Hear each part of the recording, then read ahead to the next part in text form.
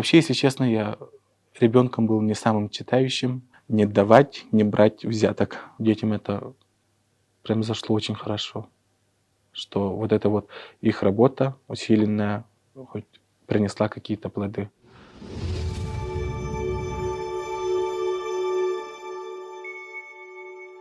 В профессию библиотекаря я пришел благодаря своей дипломной работе. Я сначала искал площадку для проведения своего дипломного проекта, и такой площадкой сначала стала Национальная библиотека. Потом с Национальной библиотеки я перешел вот как раз-таки в Смарт-библиотеку и так и устроился в 16-й свой любимый филиал. Я закончил Арктический государственный институт культуры и искусств по профессии режиссер-постановщик. Нет, я также выдаю книжки, работаю в социальных сетях, выкладываю какие-то статьи, игры делаю, также проводим мероприятия как и у себя, как и вне стен библиотеки. В своей работе я еще веду театральный кружок. Называется у нас театральный кружок, библиотеатр Чука и Гека. Мы занимаемся с детьми уже год, больше года уже. И к фестивалю книг мы выбрали произведение Аркадия Гайдара «Чук и Гек». И я взял отрывок и поставил это на детей. В силу их возраста и в силу того, что мы занимались только 2 раза в месяц, мы выбрали очень такой короткий отрывок и осуществляли постановку где-то 3 месяца. Дети были очень радостные. Очень для многих это был первый опыт выхода на сцену. И для меня это тоже первый опыт, когда мои, получается, ученики выступают. Да? Дети очень сильно обрадовались.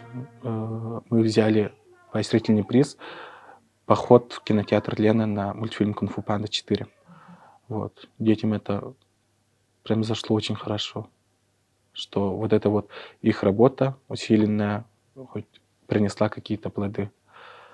В основном мы полгода занимались только сценической речью, чтобы они говорили уверенно, громко на сцене.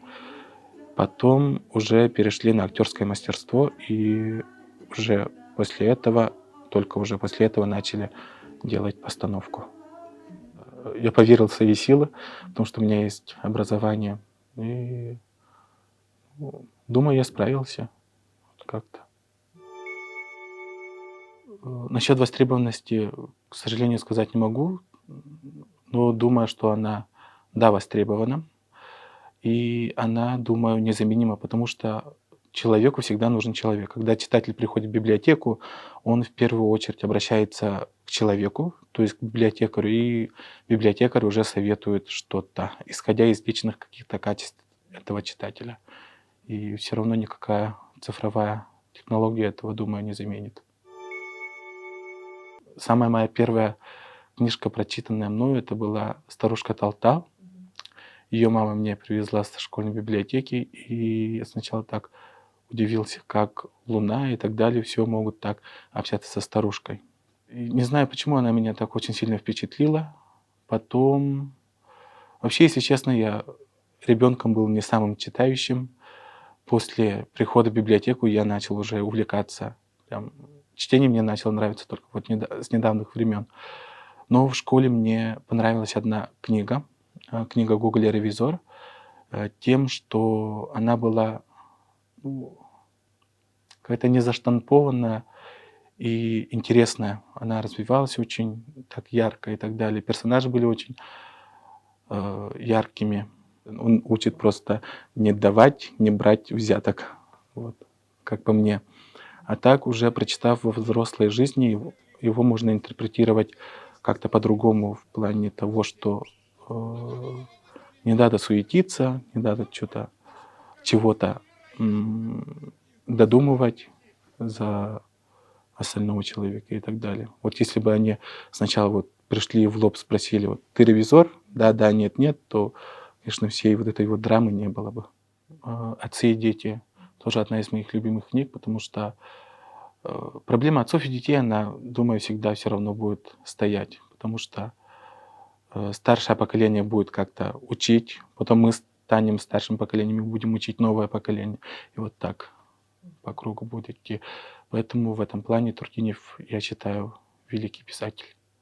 Из зарубежных книг предпочитаю читать книжки про психологию. И, ну, зарубежные авторы, которые написали такие бестселлеры, как «Голодные игры», «Бегущий в лабиринте», «Дивергент». Когда современный мир, он показывается какими-то разными метафорами, что какие-то определенные проблемы автор ставит каким-то другим, иным способом, и это надо понимать и правильно это понять. В «Голодных играх» имеется вот как раз-таки эта сильная такая метафора в плане разнослойности людей. То есть бедные-бедные, для того, чтобы им выжить, им надо проходить какие-то испытания, вплоть любящая девушка против своего любящего парня идут против друга. Но опять-таки в этой истории показывается очень сильная любовь, где любовь побеждает вот эту вот всю систему. Вот как раз-таки затрагивал тему зарубежных каких-то книг. Я советую к прочтению книги Ницше «О чем говорил Заратустра». Очень такая философская вещь, которой каждую строку надо переваривать и как-то думать.